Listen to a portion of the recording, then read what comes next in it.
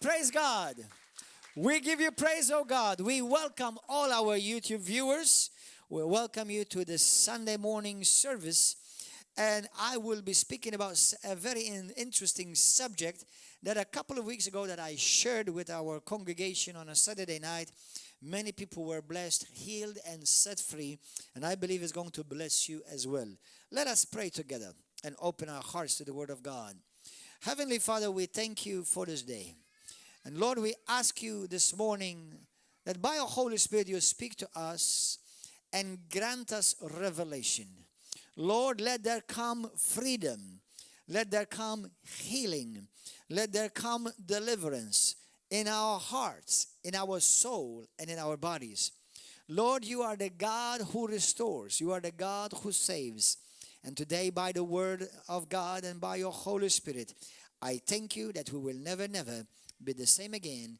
In Jesus' mighty name, amen. Okay, you may be seated and open to the book of Luke.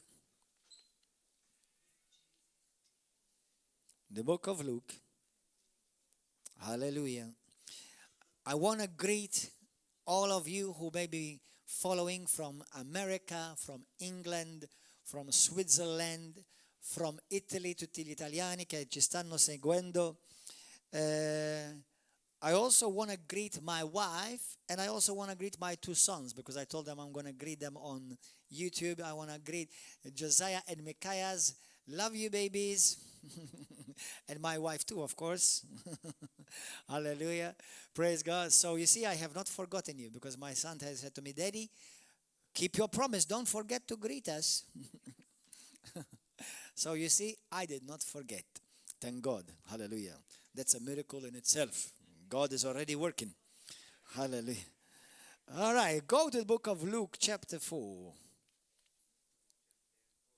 Luke 4. And I'm going to start reading from the New King James, Bible. But I will be using one or two other translations today.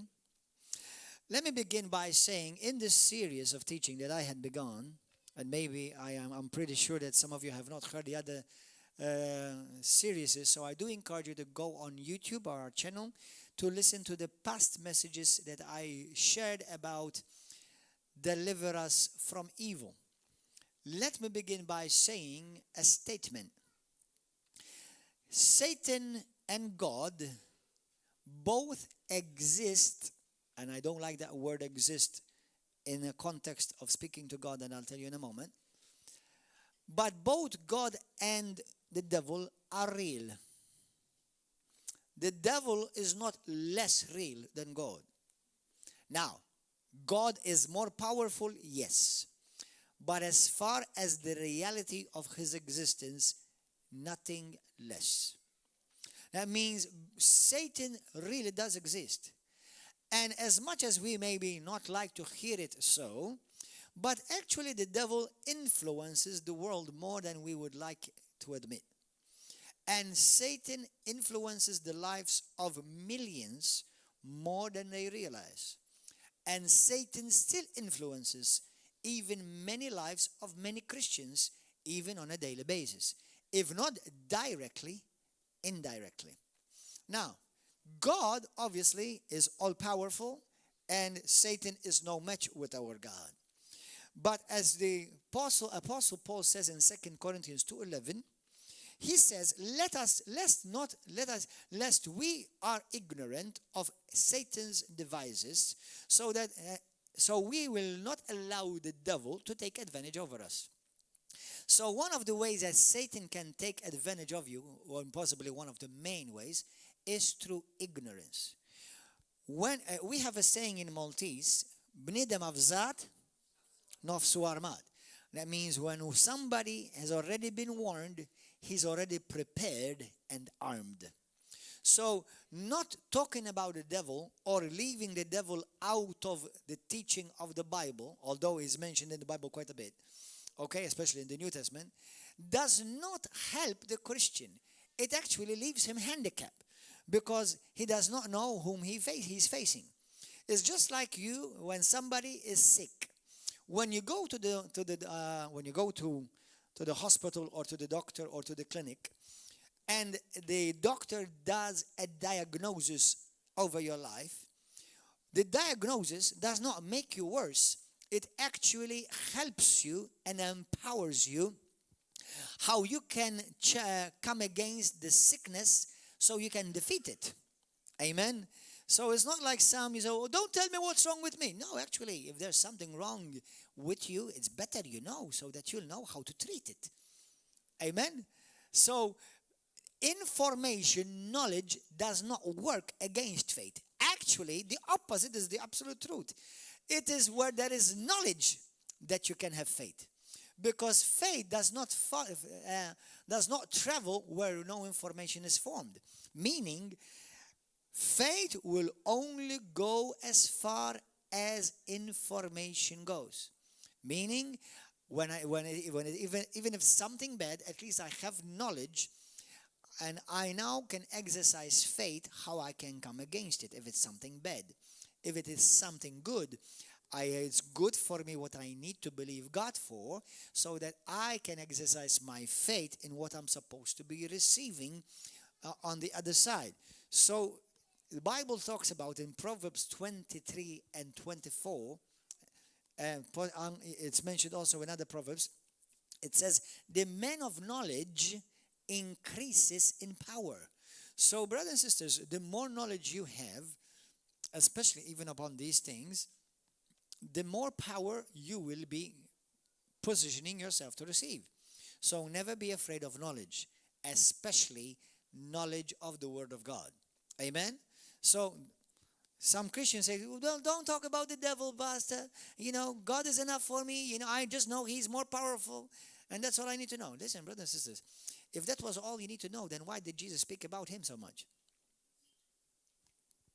Okay, why did Paul tell us not to be ignorant, so that we will not be ignorant of His devices? Now, so just because I know of Him, I'm not afraid of Him. I don't feel intimidated one bit. I'm actually afraid of me much more than all of hell put together. I'm telling you the truth. When I stand in Christ, all hell can come against me. They won't touch me a bit. But when Gordon becomes stupid, I'm afraid. I'm afraid of me. I'm not afraid of Beelzebub. I'm not afraid of Lucifer. I'm not afraid of all the demons and all the princes of hell. I'm not afraid of any one of them. Because the Bible says the greater one lives on the inside of me. Hallelujah. The Bible says that Jesus Christ defeated hell. All of it put together. And all of hell put together against one who stands in Christ is no match. But that doesn't mean that I should not learn. I should be equipped. Amen. So Christians should not be afraid of the devil. Christians, all they need to do is be informed about the devil, so they will know his tactics and not be ignorant. Amen. But be afraid of you. Be afraid of you. When somebody steps on your finger, on your toes, you want to scream and shout and say things that you shouldn't be saying, or you should not be doing. That's being afraid of you. You want to do things that your flesh wants to do, and you know that you should not be doing them, because certain things that you do in the flesh, you may be given an opportunity to the devil. But your flesh is screaming and you want it. Like you want that Christmas look, even though it's not good for you. But you want to eat all of it. Even though, you said, I'm going to eat a piece. I just didn't tell you how big the piece is, but I just want a piece. So there are things of the flesh. I want to scream and shout. Those who insult you want to insult back. Those who hurt you want to hurt back. So those are things that we deal with in our flesh every day. Okay? That's what you need to be afraid of. That's what you need to be afraid of. But the devil, no. He's already defeated. But it doesn't mean that he's not working. That's right. Hallelujah. So, as we say that, how can somebody who is Christian, born again, can still fall victim to Satan? Number one, we said it. Hosea 4:6, 2 Corinthians 2:11, through ignorance. My people perish, my people, God's people perish for lack of knowledge. So we need to have knowledge, okay? walk in love, walk by faith, walk in holiness, walk in righteousness, walk in the fullness of who Christ is in you and you in him.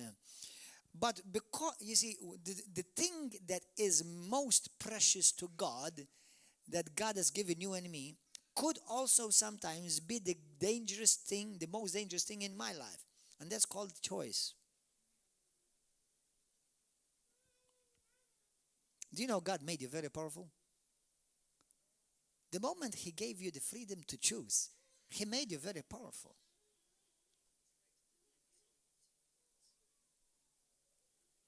If you want to remove the power of a person, remove his choice. Then for him the power to choose. That's it. That's why jail is so ugly.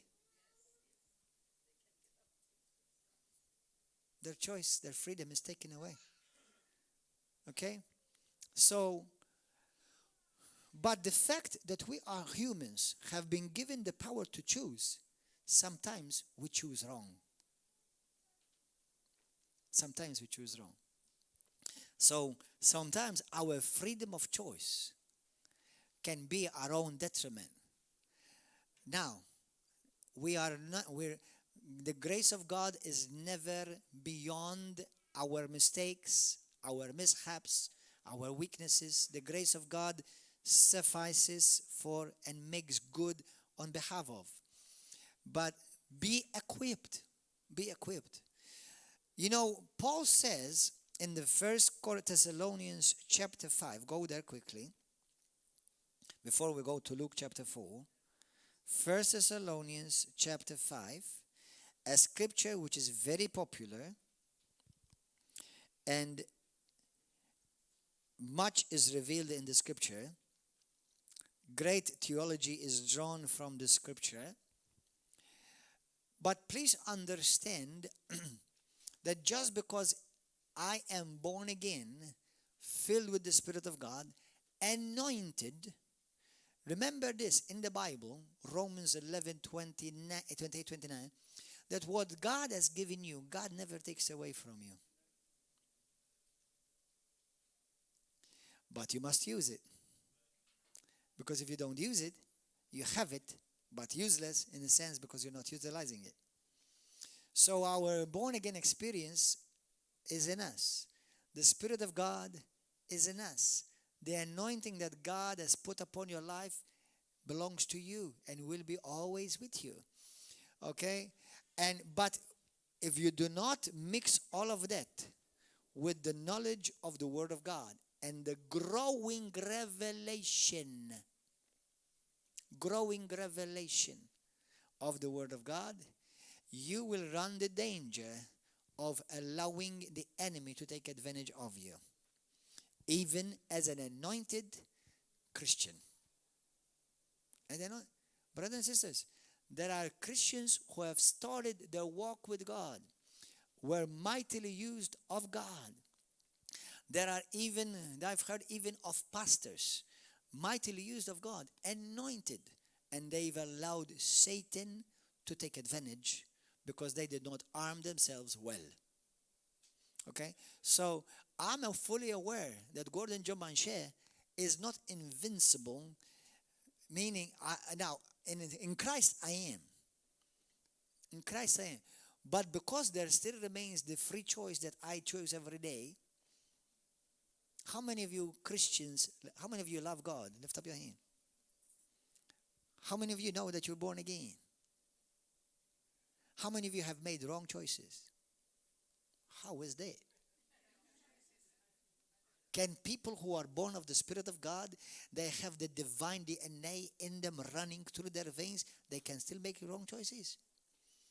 Let me remind you of something even scarier than that. Lucifer, perfect, the Bible says. Perfect. Made the wrong choice. Adam and Eve, perfect in the image of God, made the wrong choice. Be careful, the freedom of choice, you don't use it against you. Now, let me give you hope. If today you choose the wrong thing, tomorrow is coming, choose the right thing. That's why his mercies are new every morning. Amen. So do not, if you've made the wrong choice, you don't have to live in the wrong choice. You can wake up. I'm not telling you to wait until tomorrow morning if you've messed up in the morning today. Okay, I have to wait tomorrow morning. I'm telling you that means wake up, rise up, ask God for forgiveness, ask God for restoration. Immediately it will be granted to you. Okay? To be honest, actually, it's not like God is forgiving you, thinking about it or not. It's like actually what you're doing is when you rise up and repent, all you're doing is just plugging into where you were already in the beginning. Right? So, hallelujah. Don't get out of the way. So First Thessalonians chapter 5 verse 23. Say, Holy Spirit, speak to me. Holy Spirit, minister to me. Holy Spirit, give me revelation. Verse 23. Now, may the God of peace himself sanctify you completely. Sanctify you. What does the word sanctify you mean? To set you apart means to make you holy, to make you a cut above the rest, to put you aside as his prized position. So it is God's desire, and it is God's working in me, okay, to make me set apart, holy, a cut above, set aside for his use, for his glory, completely.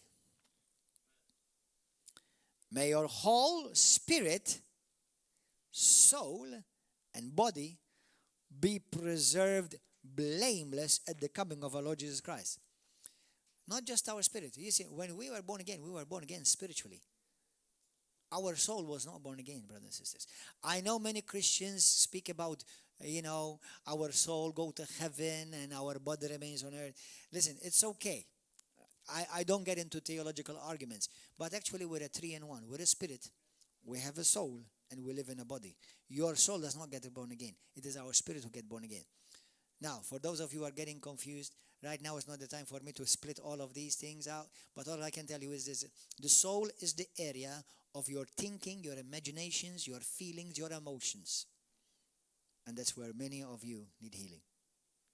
You don't need healing in your spirit. Your spirit is born again. Brothers and sisters, you are already perfect. Spiritually, you're already perfect. Now, your body is not perfect. That's why you go to gym. That's why you watch what you eat. That's why you make sure that you sleep enough so that you give rest in your body. Okay, your body is not perfect. Some of you, you may be pushing weights, getting all your muscles cut. You're still not perfect. Hallelujah. And I do encourage you to take care of yourself. It is good to take care of your body. God wants you. Without your body, he cannot use you. Without your body, God cannot use you. So you need your body. Don't neglect your body. Hallelujah. So, but what I'm saying is this. When you're born again, you are born again perfect in the area of your spirit, the pneuma. But the area of your suke, the Bible says, is getting renewed, restored, is being saved. These are all scriptures in the Bible. James 1:19 to 21. Hebrews chapter 4, verse 11 and 12. These are all scriptures in the Bible that talk about the renewing of the mind, the restoration of the soul. When I was born again, I wasn't restored. I was made new. But our soul is restored. You see, what movies I like to watch, what clothes I like to wear, what food I like to eat, what hobbies I enjoy doing, that's the area of my soul. My spirit is not interested in none of that. My spirit is just interested in being in Jesus all the time. Okay?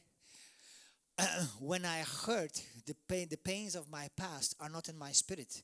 The pains of my past are in the area of my soul. Okay? But there is restoration for the soul, because it is clear that God wants us to be made blameless and kept blameless and made complete in all of the areas. I do believe, brothers and sisters, listen to me. This is kingdom Christianity. This is not religion Christianity. I believe, and I'm not telling you I've achieved it, but I want to. I believe God's perfect plan on earth. Remember that if you want to see what God's perfect plan look like to you, where are you supposed to look? Jesus. So you and I are supposed to look like Jesus. Okay? Now, every one of us already looks like Jesus spiritually. But every one of us is called to look like Jesus soulishly and physically. Now, that's a high call. And many Christians are not willing to do that because it is a high price. Okay? So, and I'm not telling you that you are not saved, you're not going to go to heaven. But it is not God's will for you to go through hell and then end up in heaven. Meaning hell on earth and then go to heaven. You know. So, but that's how many Christians live. Christians live on their way to heaven, but on the way they go through hell. And that's why they smell like smoke. You know? So anyway. But I believe, and apart from seeing it in Jesus, you see it in most of the apostles. And you've seen it even in some of men and women of God all over the world, even in our age, that their soul is very healthy. Their body is very healthy. Sickness, disease, and viruses do not stick to them. Now, don't beat yourself up. Don't get condemned if you have not arrived there. But let me assure you, beyond a shadow of a doubt, it is God's perfect plan. Because when Jesus died on the cross, He redeemed your spirit, He redeemed your soul, and He redeemed your body. He redeemed all of you. Hallelujah. But many have heard Jesus Christ wants you to be saved to go to heaven. And praise God, that's true. But that's only part of the equation. There's a lot more. That's why do you think Paul says we have received a great salvation? And after salvation, there are many more blessings that are in store for you now. Now, I'm not saying that Gordon Joe Manchè has achieved them, but I know what's available for me. Amen? Hallelujah. So, hallelujah. So, it is God's will for you to be holy, perfect, blameless, healthy, spirit, soul, and body. Brothers and sisters, that's God's ultimate. Remember, who paid for this is God Himself. Jesus paid for this Himself. And so I'll put you more in the picture why this is so serious, because for us to be able to access this, Jesus had to leave heaven and vacate heaven. Brothers, a week ago, we celebrated Christmas, celebrating the birth of Christ, even though He was not born on the 25th, but He's not offended about that. Okay? For one moment, you have to allow yourself to think that there was a moment in heaven where heaven was empty. When was that? The day Jesus was born on earth, and all the angels and all the hosts of heaven followed Him. And they appeared all in Jerusalem. That's almost like a preview to the second coming, when Jesus and all the saints and all of heaven vacate heaven and come to Jerusalem. Hallelujah. Isn't that incredible? That's incredible. It's like God is about, let me give you a sneak preview when Jesus will return as a Lion of the tribe of Judah. Wow. Can you imagine heaven empty? Imagine somebody goes to heaven. Nobody lives here. I'm the only one. Oh yeah, because all the angels just left. They're all on earth worshiping God. Is the Father be left alone there? I don't know, sister. If you are able to split and dissect the Trinity, whatever you think is so. Okay, go to the book of Luke now. Remember in the book of Isaiah chapter 9 verse 6, the Bible says that the babe that was born, He is the Father of the eternal Father.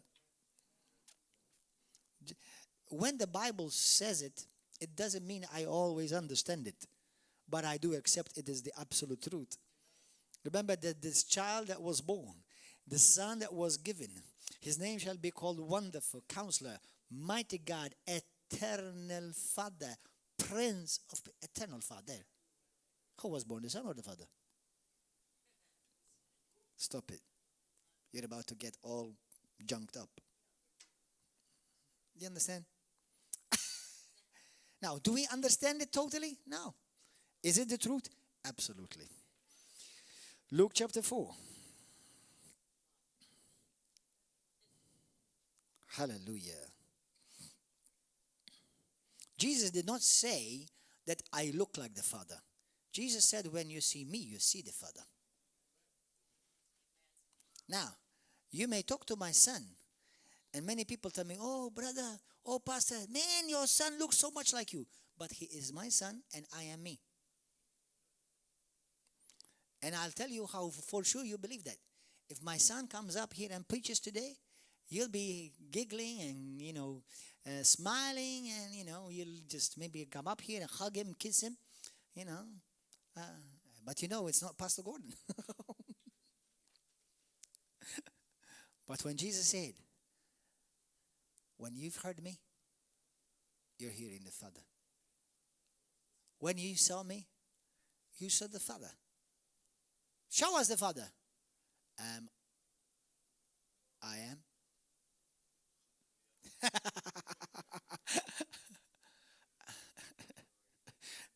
Yeah, glory, glory. That's the 2020. The year of the reign of His glory. The year of the reign of His glory. We're about to enter that. Don't take your umbrellas out. Let the rain make you wet. Hallelujah. Luke chapter 4.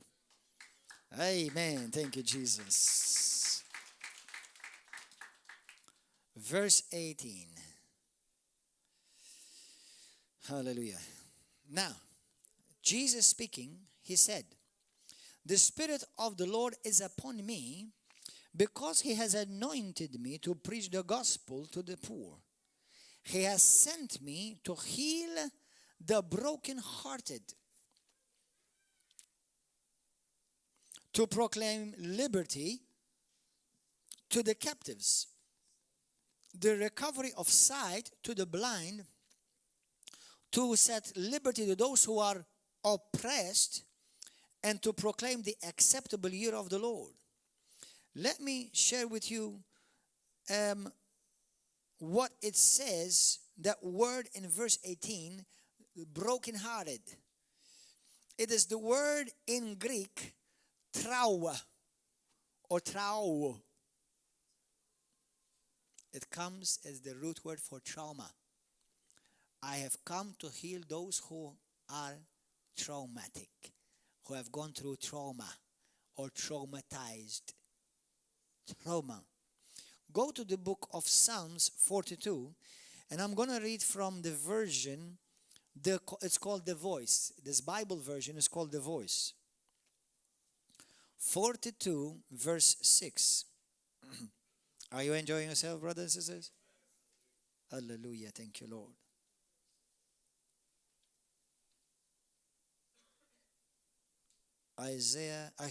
Psalm 42 verse 6.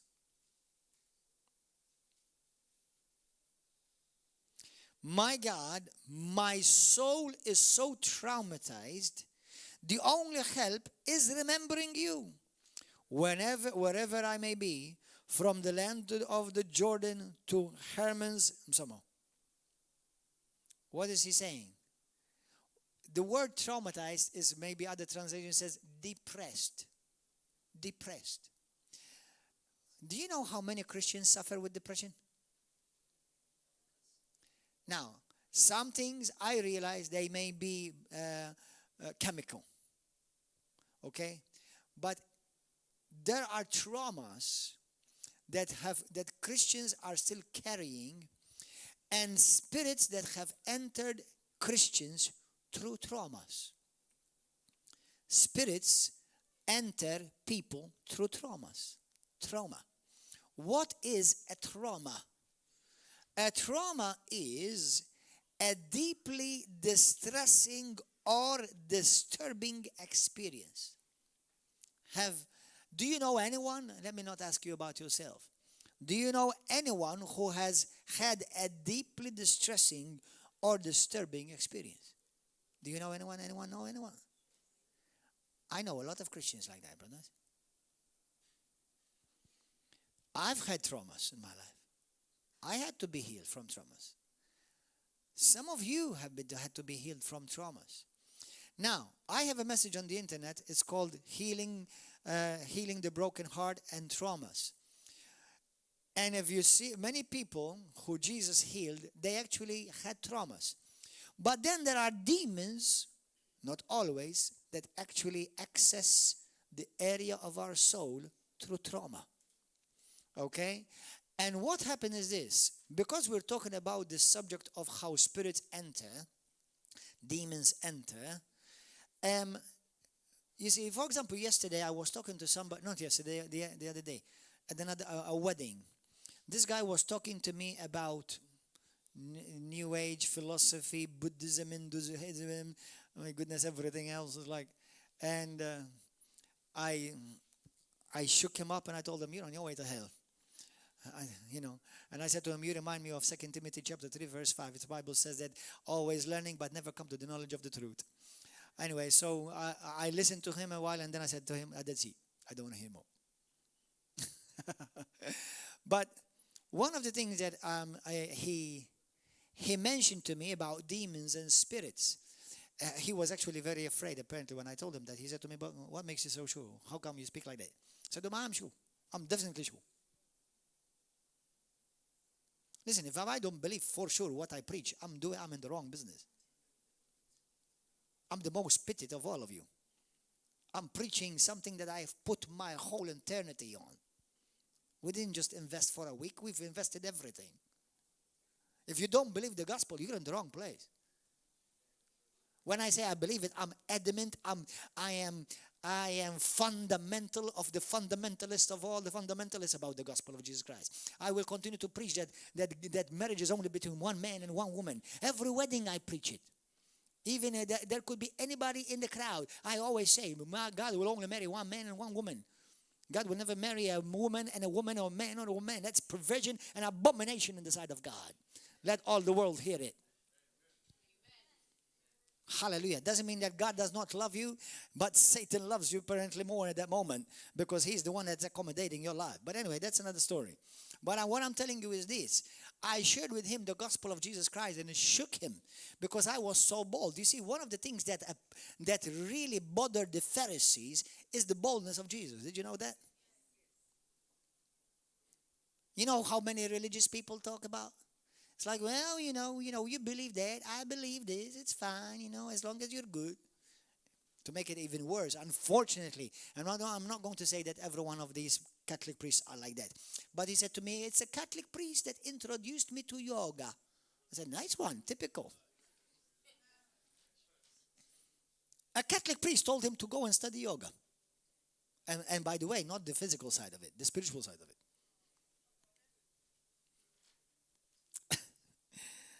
I'm amazed. Anyway, I do believe somewhere there are Catholic priests who don't believe in these things. Now, I do, for sure, I know that. Actually, not only they don't believe that, I know Catholic priests who I may not be in agreement on everything, but on this area, they are completely against. So I want to be fair about that. But I was a bit saddened that he told me, a Catholic priest told me to go and study yoga. I said, Catholic priest told you to do that? Nice one. He could have said to me, a pastor told me. I wouldn't be surprised either. You understand? So, but anyway, in Malta, that is the denomination that would be most mentioned. Hallelujah. So a trauma is a deeply distressing or a disturbing experience. Apparently, David in the Psalms, he was traumatized. He had issues of trauma, depression, torment. It's the word torment. When your soul is heavy, when you feel heavy, and I'm not talking about just because you've had a hard day at work. I'm talking about something that has really, it's like putting so much weight on you. You are weighted down. When we say I'm weighted down, it's because you feel like weights upon you. Okay? And there are people who have suffered through this. And there are many Christians on their way to heaven, but they are carrying spirits of trauma in the area of their soul, not spirit, in the area of their soul or their body. And they're suffering. Okay? And remember, the devil always comes to steal, to kill, and to destroy. And it is the devil that inflicts sickness and disease, not the Father. Our Father is a good Father. Hallelujah. In the book of Ephesians chapter 6 verse 12, it says that we do not wrestle against flesh and blood, but against, and then he mentions 4 categories of demonic entities. So this is what we're struggling against. This is our battle against. This is when you feel resisted, when people insult you, laugh at you. This is what these demons are causing them to do this to you, to torment you, to attack you, to inflict pain upon you, to make you feel bad, to give up on the believing on Jesus Christ. Now, go to the book of Matthew 15 quickly. Matthew chapter 15. Let me share with you. Because before I got saved, I should say before I got spirit-filled, because I was already saved. After I became a Christian, I was born again on the 1st June of 1995, and I was radically saved. I was saved in a Christian church, but conservative in belief, and they did not practice the gifts of the Holy Spirit. They did not believe in the supernatural. They did not believe in gifts, speaking in tongues. They loved me. They loved Jesus, and I'm sure that even some of them love Jesus more than I do, but they denied the supernatural arm and aspect of Christianity. And so when it was the issue of the devil, the way they preached or spoke about the devil, it's as if it is something that you don't need to worry about it. Now that you're a Christian, everything's going to be okay. How many of you have heard a type of Christianity? You're aware of that type of Christianity, And that's why you have many Christians that are living a defeated life. Brothers, ignorance of the truth of the Word of God will never work in your favor. Okay? So they loved me, they loved Jesus, I'm sure they're on their way to heaven, but it made me understand, like as if it's now that I'm a Christian, I don't need to bother about the devil, it's not going to be an issue anymore in my life. Man, how wrong they were and how wrong I was. In my life alone, I've seen over 500 people delivered, and a good majority of them were Christians. Actually, I would even dare say, because I've seen some radical people being radical deliverances. Like when I was in India,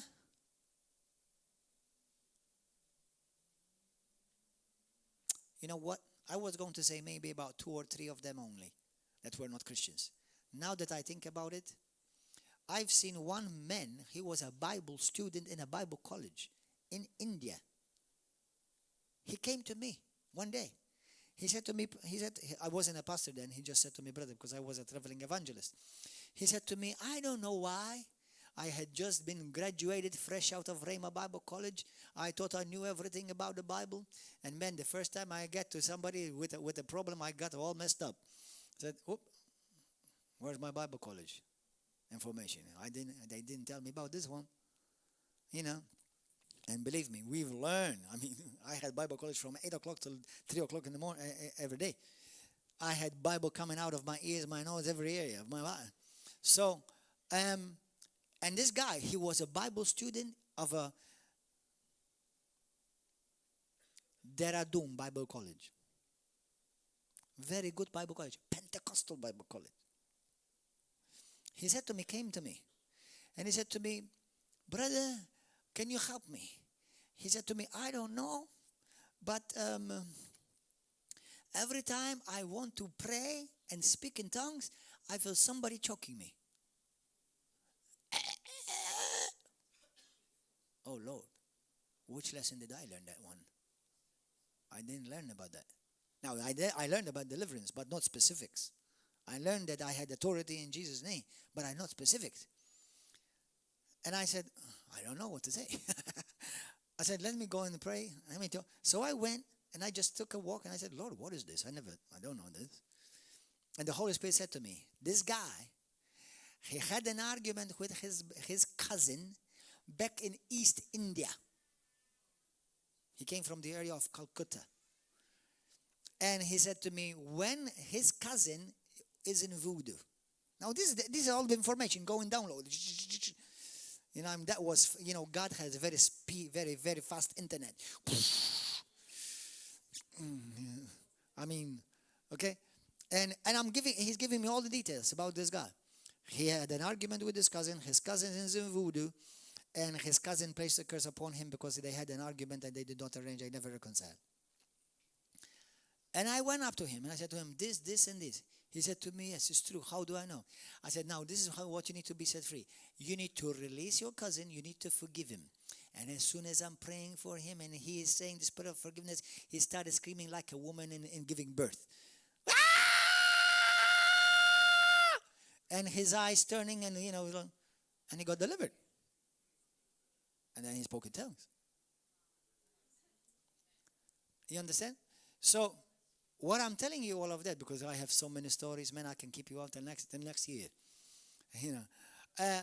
That all the people that I've seen delivered were Christians. About 3 weeks ago, a sister came here. I had a word of knowledge about her life, about her. That's why it's so important. Poor churches that don't include the gifts of the Holy Spirit. I'm going to tell you, look at me. You are a dead church and you're not built by Jesus Christ.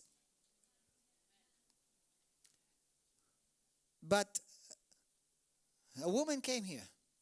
I had a word of knowledge. A Christian, loves God. I had a word of knowledge about God speaking a word, one word. She started manifesting. Christian, reads the Bible, loves Jesus. Yo.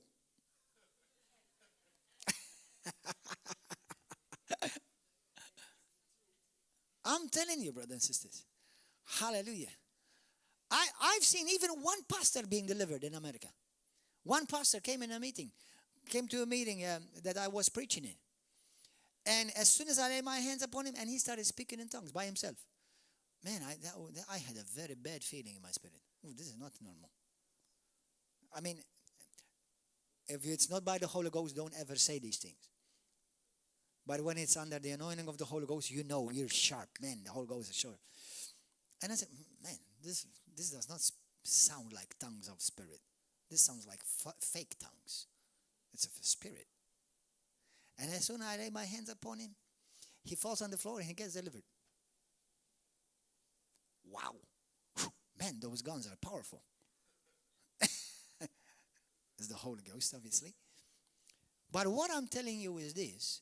I've seen from young Christians, meaning young in their age, in their maturity in Christ, to very seasoned Christians delivered from the devil. Brothers and sisters, I'm going to warn you right now. Don't ever look down on a Christian being delivered. Don't. And I'm going to tell you why. We can read it right now in the book of Matthew chapter. Actually, we don't read nothing. So otherwise, I'm going to end up being here till tomorrow. From if you read Matthew 15, verse 21 to 28, Jesus said to Syrophoenician woman, he said to her, that deliverance is the bread of the children. When she came to him, he said to her, no, because he said to him, Lord, my daughter is tormented by a demon. He said to her, so? That's not my business. That's practically his attitude, how it was, okay? And she said to him, but Lord, please have mercy. No, I came for the people of God. I came for the Jews only. Okay, Lord, I know, but please have mercy on me. Please deliver my daughter. She said to the Lord, I know that practically this is because she understood what the Lord said to her. I know I'm not one of the children. I'm not one of the people of in covenant with God. You see, I know that I don't have a right to this. That's why people who don't have Christ, you cannot deliver them. They don't have a right to that bread. Only the moment you become in covenant with God Almighty, you have access right to deliverance. She said, I know I don't have access rights to deliverance. But Lord, even dogs eat from the crumbs that fall from their master's table. And Jesus said, one man, You got faith, girl. Go. Your daughter is free. What happened? How did she plug into that covenant? Faith. So, I've had many people, many Christians.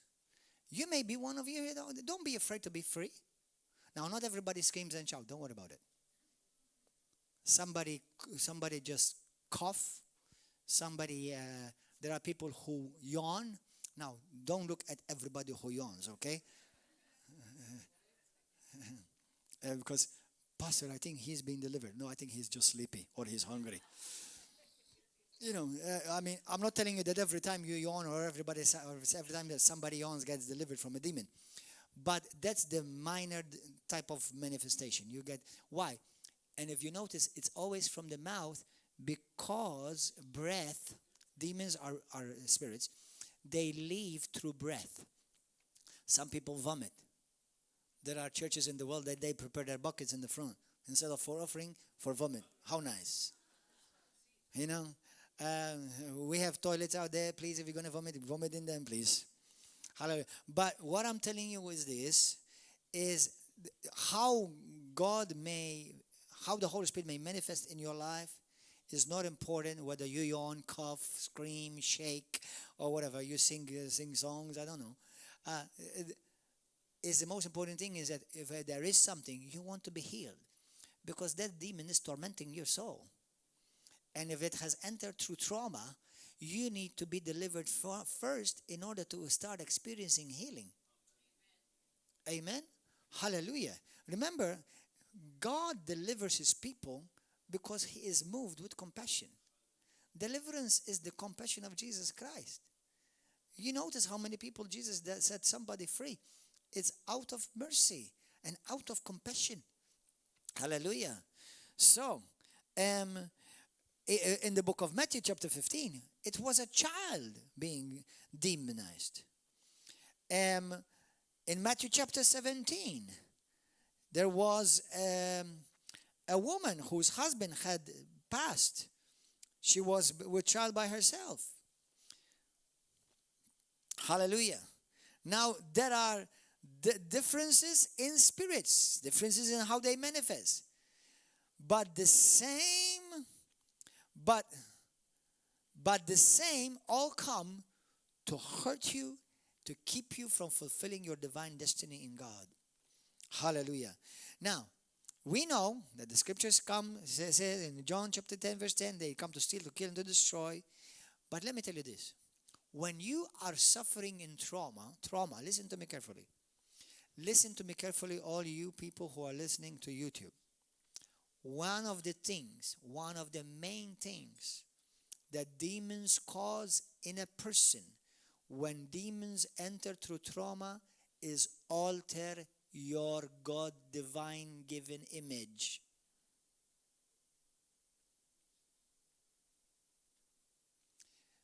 They want to alter. Remember that you are made in the image of God. I'll give you a powerful testimony of how one Christian got delivered from perverse demons that took her into a perverse lifestyle for many years, and they entered through trauma. Have you noticed that in the two passages I gave you scriptures of are children? Do you know that most demons enter through childhood? So you may go on, grow old, possibly even serve God, and if you never deal with it, because demons has a way how to hide, they can hide. Now, one of the best way, poor Christians who attend churches, they don't believe in the Pentecostal charismatic message, the apostolic message, and the prophetic message. Poor Christians do that. Because under only certain type of anointing, certain demons manifest. I'll give you a perfect example. If you know how many cookers, they have stoves, 4 stoves. If you don't ever heat them up, You find cockroach underneath them. You find mosquitoes under them. You may find even mouse nests under them. But then if you turn it up, what happens? They will go. Brothers and sisters, certain demons only manifest under certain type of anointing. And when there are churches, including in Malta, they don't believe in the gifts of the Holy Spirit, in the supernatural, in the anointing, in the laying on of hands, in the casting out of demons. I can tell you there are many churches like that in this land. Not only Roman Catholic, even so-called evangelical. Okay? And many around the world. If the people don't ever receive this type of teaching, and they don't sit under this type of anointing, they will never be delivered. Never be delivered. They may go to heaven if they love Jesus. Because remember that we are spiritually born again. We're not soulishly born again or physically born again.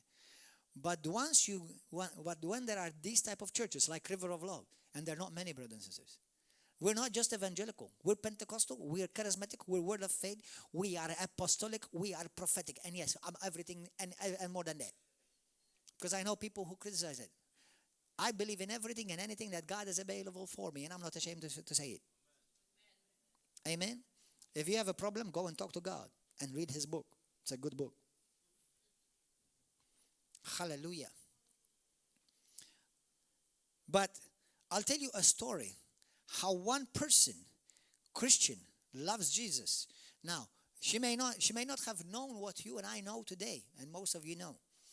But a mighty testimony, and I say it everywhere in the world where I go. In the beginning of the ministry, when we started this church, River of Love, we had one lady who came to our meetings. And in the first meeting she came, she was delivered from demons, and Nancy, you were there. I don't know if you remember. But this woman, when she was at the age of around 8 years old, she was sexually molested, sexually abused by someone in her own family, close in her own family. If I'm not mistaken, by her own uncle, because it's been now for 14 years ago. By her own uncle, she was sexually molested. Sexual abuse traumatize people, even if you're old, let alone as a child. Brothers and sisters, those of you following on YouTube, don't trust your children with anyone and any good body or any good woman. Protect your children, because some people may look nice and holy on the outside. You leave them by themselves, they are monsters. You don't know where you're trusting your children.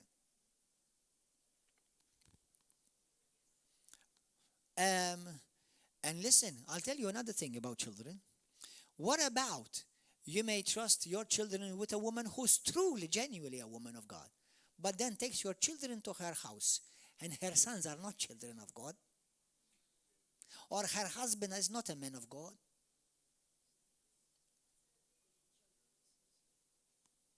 And maybe truly she may be against of these things, but she lives with the devil. And if you trust her children with her, and they still want to take your children at home, you're going to take your children in the den of the devil. What are you going to do if they get molested? You're going to take her to jail? You're going to put it on the newspapers? Basta, they're Christians. Look what they have there. Protect your children.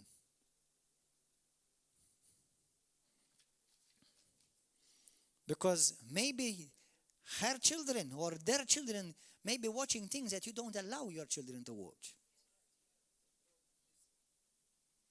There are children in this church. I will not allow my children to go in their house. Why? Because they watch things that I don't want my children to watch.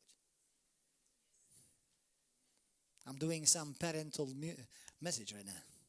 Protecting the children. But anyway, this woman came, and she told us that at the age of 8, she was molested, sexually molested. She was sexually raped, okay? The word is raped. So she grew up hurting, but she loved God.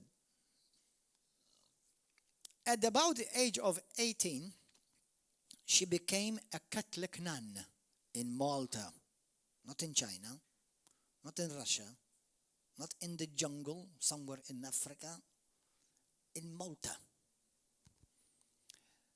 Around the age of 10, she entered into nunhood in Malta for 10 years. She was there for 10 years. Out of these 10 years, 8 of them, she had a lesbian relationship with the madre. Lesbian relationship with a Catholic nun in Malta. With the madre, not with just the beginners, with the head. So what's perverted in the head will definitely pervert the rest of the body. Okay? She leaves out of this monastery.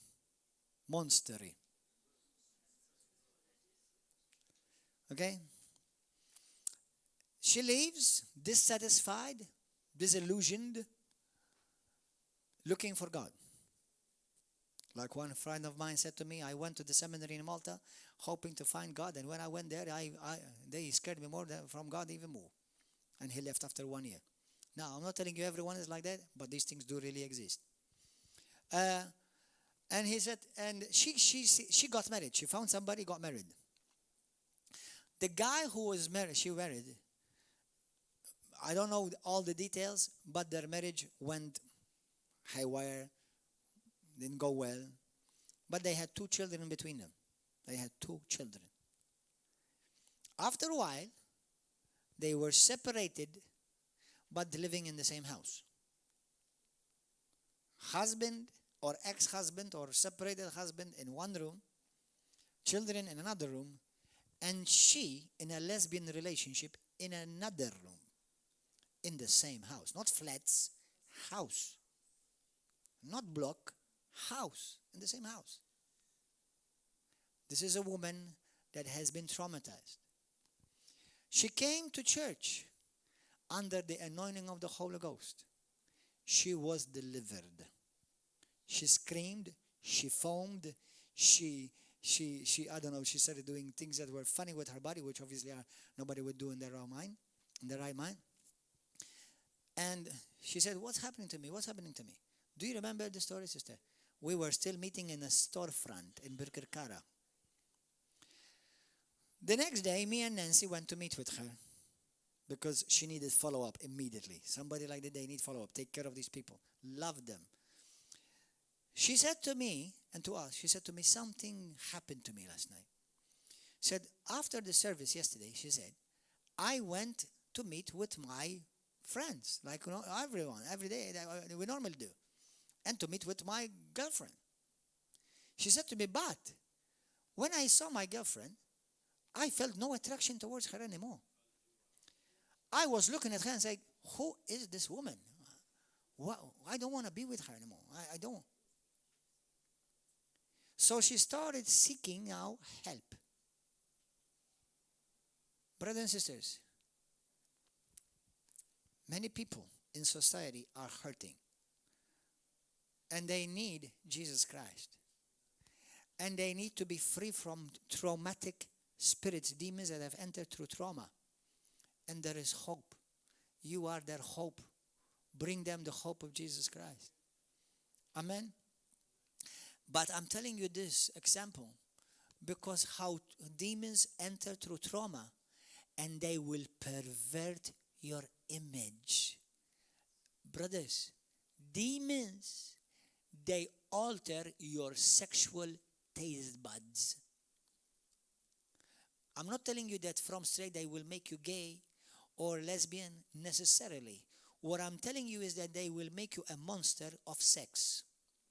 And when you try one thing, then they will take you to another thing, and they will take you to another thing, because every demon is a pervert demon. There is no holy demon. Every demon will drive you to illicit, perverse sex. Whether it's men with women and women, whether it's women with many men, or women with women, or men with men. Demons will do that. because they will alter your God divinely imprinted image. Okay? And every demon will inflict you with sickness and disease. Those are two things that demons, every one of them, every category of them will do. And Christians need to be healed from traumatic and from traumas, from traumatic experiences. I'll give you an example quickly. If you want to look it up in your Bible, go to the book of Acts chapter 16, verse 16. When there was a young girl, she was being used for witchcraft to tell of the fortune and to tell of the future. Go and look at her. It's interesting how many of these people in the Bible, they were young. If you look in Psalm 37, verse 24, Psalm 42, verse 5, Psalm 43, verse 5, talking about, the psalmist speaking about traumas in him. Now, Pastor, what about the New Testament? I just read to you, Luke chapter 4:18. Jesus came to heal those who are traumatized. And if you look and you study the scripture, you will see that many people who suffer from depression, they have gone through trauma. Brothers, do you know that trauma will trigger sickness in you? Traumas will trigger sicknesses in you. Let me give you, before we begin to pray, give me some soft music, beloved. One, certain things that will cause a trauma. What is a trauma? A deeply distressing or disturbing experience. One, woman who has been physically abused by her husband will cause a trauma. A man who may have lost his job or lost his career because of certain injustice done to him, especially men, possibly more than women. Not that I'm telling you that women do not work, but a woman is more suitable, in my opinion. I'm not trying to be chauvinist here or against women, but I think a woman find her fulfillment being with the kids at home. Although men like that, but men are the breadwinners. They look for job, a work, and a career. When a man is cut off with that type of, in his life, from his job, his life source, he may suffer through trauma. I know people who have suffered injustice on their work, and they became depressed. They became traumatized. I know. And I'm not telling you that this cannot happen to women too. It can happen to women also. Rape. Brothers, a woman may be raped one night, but will rehearse that memory for many nights in her life. That's trauma. And with that trauma, demons will come. Sexual abuse. I've had people here in River of Love who come here and they tell me, Pastor, I was sexually abused by my dad. I was sexually abused by my uncle. I was sexually abused by my cousin. Every one of them. They had to be delivered. They love Jesus already. But their soul is shattered. When you go through a trauma, your soul is shattered. The picture of a soul shattered is like a glass. You break a glass, many pieces. That's why you need a miracle. That's God wants to sanctify you and make you complete. Hallelujah. We have a glorious gospel. When somebody, a woman, a wife, a mother loses her baby in her womb, do you know that can be a trauma? Do you know that many women suffer trauma? You're expecting this baby is coming. You're preparing for this baby to come into this world. And all of a sudden this baby dies. Do you know that many women are left with a trauma? Now it's traumatic on the man too. But on the woman who's carrying that baby, it leaves a trauma in them. What about you may be a child and all of a sudden your dad dies? Your mother disappears. Do you know how many children I've known or come across in my life?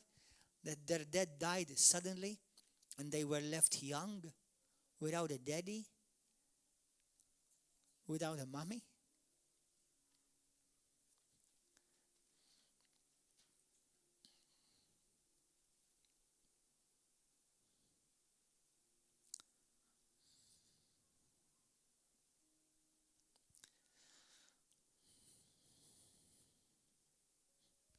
Jesus said he came to heal the brokenhearted.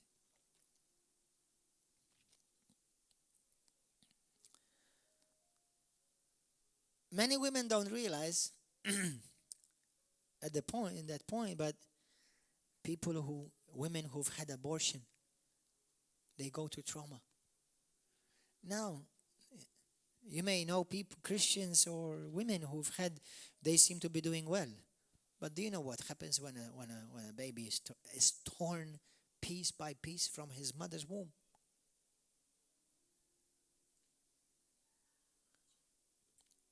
If you don't speak up against abortion, you become an accomplice of it. I declare in the mighty and glorious name of Jesus Christ, who will come and judge all the nations, may God judge you if you do not speak against abortion. Not judge you if you do it, judge you if you don't speak against it. Babies torn apart piece by piece in their mother's womb. Do you think that does not cause trauma in the woman? Do you know there are women who have suicided after? Do you know why?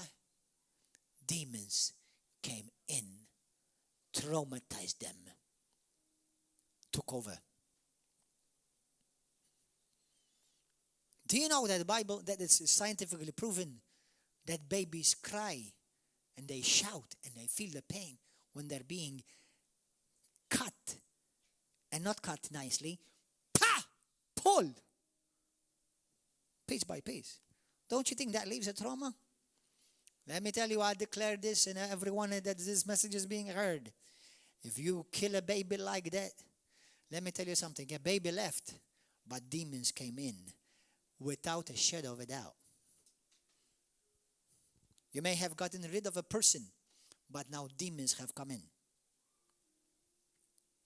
And if you are hearing the gospel, that there is hope and there is forgiveness, and you need healing. What about people who have been in home, tranquil in their own house, and all of a sudden somebody enters their house, robs them, shocks them? You know, I've known people that they cannot live even anymore in their house because somebody broke into their house. Even I know of a couple that they were not in the house when people broke into their house. They were afraid. They were no longer feeling home. They could not feel home anymore.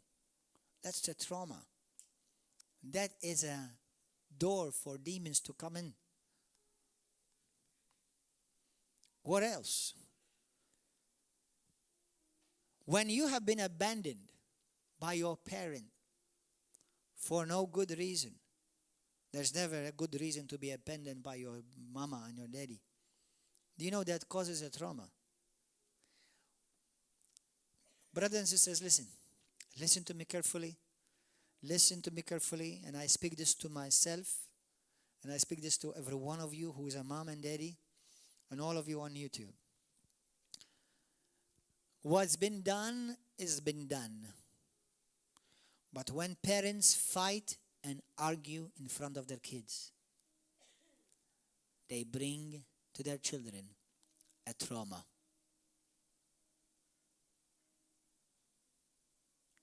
They will traumatize their kids.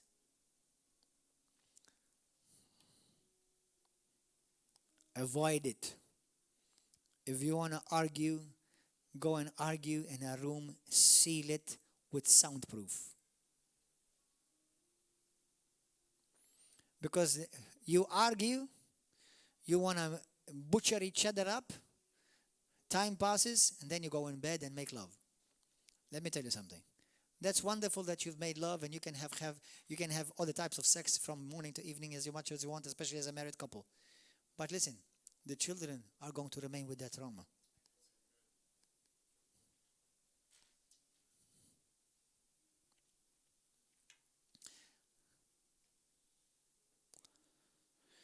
Holy Jesus, help us.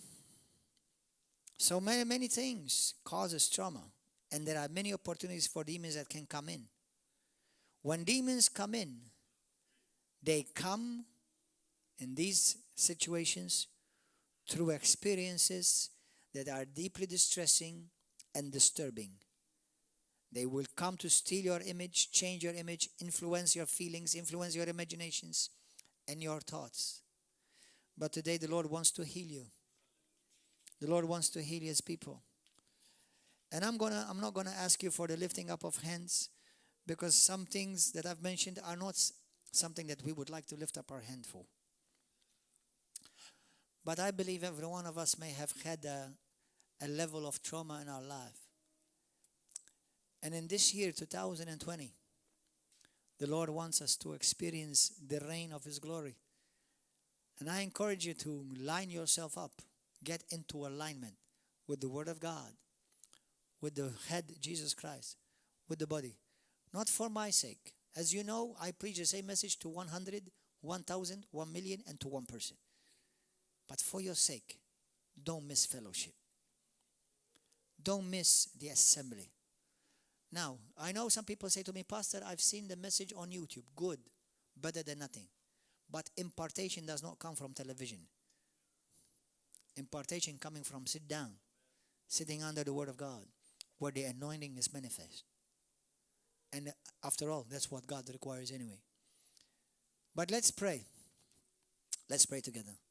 Let's bow our heads. Talk to the Holy Spirit right now. And if you feel like something is moving on the inside of you, that the Lord is doing a work in you, don't be afraid. You know, you may have had a wife and abandoned you, or a husband abandoned you and left you with children. You may have had other situations in your life.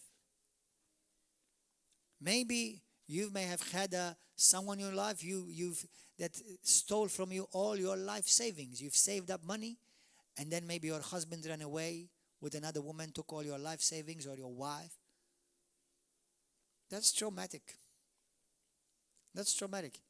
What about a bad experience on a plane, on the boat, car accident that has caused you trauma? Fear and the spirit of fear is accessed through trauma. If somebody has hurt you today, so in order for you to experience your full healing, I'm going to ask you to forgive them. Forgive those who hurt you. Forgive them. Not for their benefit the most, for your benefit. Because you want to be free. Jesus wants you to be free. Hallelujah. Thank you, Lord. Thank you, Holy Spirit. Let us pray right now. Pray with me right now. Hallelujah, hallelujah. Say this prayer with me. Say it from your heart. Say it with your mouth. Don't keep your mouth shut. Thank you, Lord. If the Holy Spirit is reminding you of where you may have had the trauma, in a place, in a country, in a situation, in a house, in an office, He may be reminding you of a place.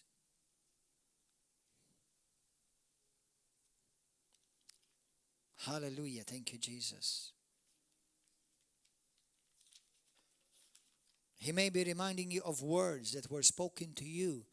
Maybe your mommy or your daddy or your husband or your wife always spoke words to destroy your soul, to destroy your image, put you down and depress you. 1, Let us make sure that we are truly born again. Not just religious. It will mean nothing.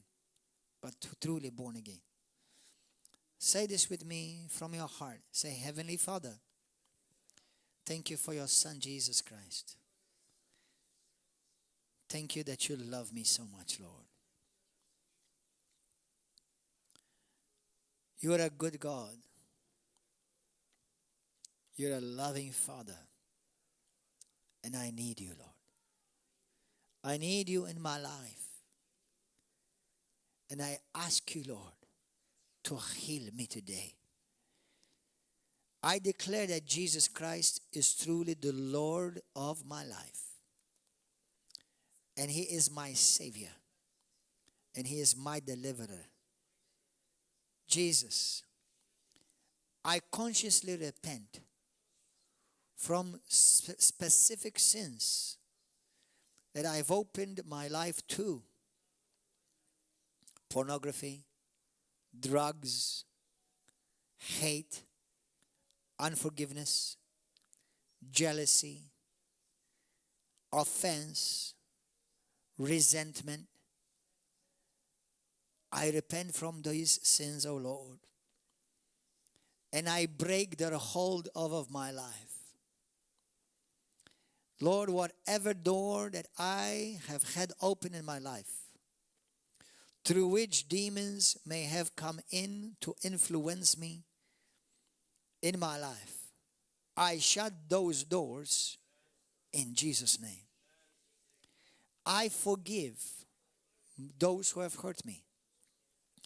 I forgive my father and I forgive my mother. I forgive that person that have hurt me. And I ask you to help me, O Lord, to forgive them truly from my heart. I forgive my wife. I forgive my husband. I forgive my children. I forgive the boss, the co-worker. I forgive them, Lord. And Lord, those doors, I shut them closed right now. Seal them, Father, by the blood of the Lamb, Jesus Christ. I release them, Lord. I release those people in your hand.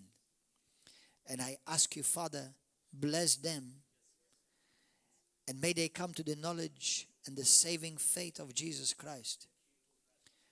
I declare today that those doors that have been open in my life, that were opened because of trauma, I shut them up today.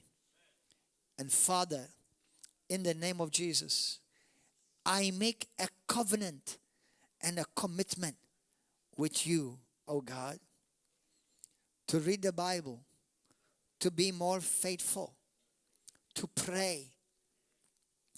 Now, Father, I ask you, deliver me in the name of Jesus from every demon of trauma that has come into my life, have affected me emotionally, psychologically, or spiritually. Jesus, help me now. Deliver me now. I address every demon of trauma.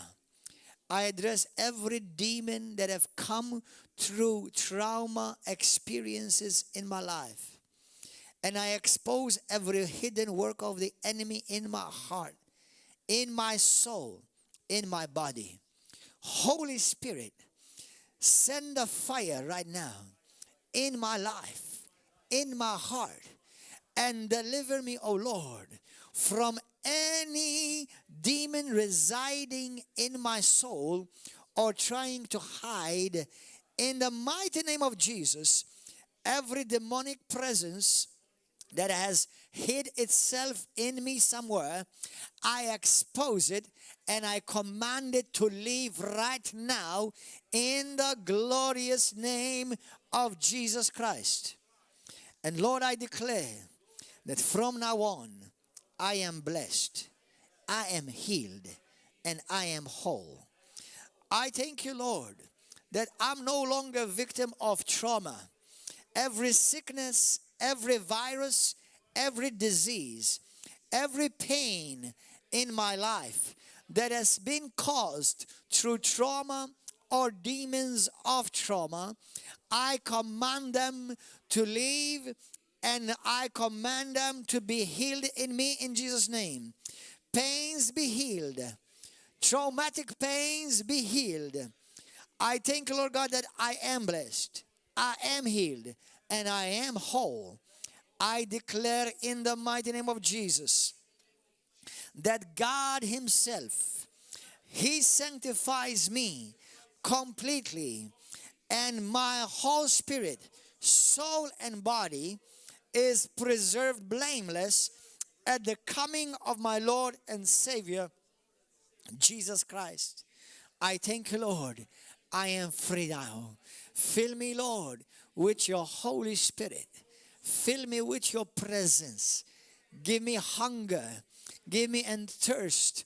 Lord, every lukewarmness, every laziness in me, every demon hindering me from reading the Word, understanding the Word of God, I command it to leave my soul, my thoughts, and my emotions. I am hungry for the Word of God. I am lined up and positioned to receive everything that God has for me. I thank you, Lord, that I am a child of God, born again, and I am filled with your Spirit right now. In Jesus' mighty name. Hallelujah. Praise Him right now. Hallelujah. Everybody, hallelujah. Let's all stand. Praise Him. Just thank Him right now. Just thank Him where you are. Thank Him in your own ways. Hallelujah. Rabba soko to barashanda. Soko rada bakasanda rababa soko. Hallelujah. Rabba namako brodo sanda la bandara kiadosota. All our YouTube viewers, may God bless you. May God keep you holy, blameless, and complete, spirit, soul, and body, until the day of the coming of our Lord and Savior, Jesus Christ. If you live in Malta, I want to encourage you, come and see us every Wednesday and Saturday at 7 p.m. and Sunday morning at 10 a.m. God bless you, and may you have a blessed and a glorious year, and the reign of the glory of God will be in your life in 2020. In Jesus' name, God bless you, all YouTube viewers.